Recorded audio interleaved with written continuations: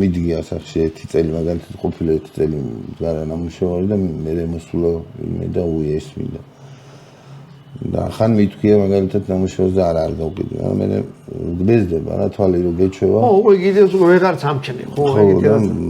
მე მithქვია რა კაი იდეა, სხვასაც გავაკეთებ, უკეთეს გავაკეთებ.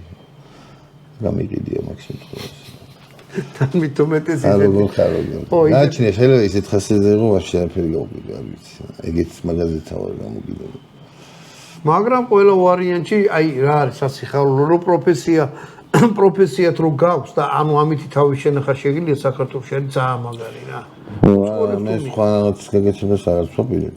ანუ რაც შევიცვლები მეტყვის და უცხოელებს თუ მიაქვთ.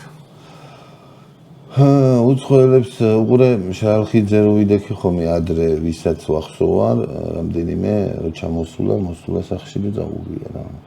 და ისე რო ეხლა შარხიძე აღარ არის ეს ნამუშევრები და Facebook-იდანაც ნაკლებად უფრო.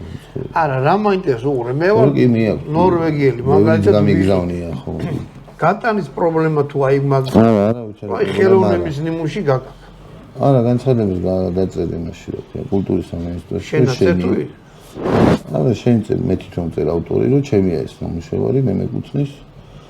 ვასხვისებ ამადამ პიროვნებაზე და всё, ბიუჯეტში გადაიქცე 15 წელს. შემოსავლას მე მგონი თუ ვწდები და ანუ რაღაცა ისინი მაინც არანაირი პრობლემა არ არის რა. ჩვეულებრივად შეიძლება. ან შეიძლება თქვა ვინმეს გაუგზავნო. ინდაც იგივე თემა ხდება რა, საბუთს გააკეთებ კულტურის სამინისტროდან რომ შენ გეკუთვნის და ვინმე სხვისი არ არის და მოპარულია რა ეს. ო, ხელოვნური. ბატონო და ჩემ თუ მოგწონს. მე რა ნერვო. აი მინდა რომელი ყველაზე მაგარი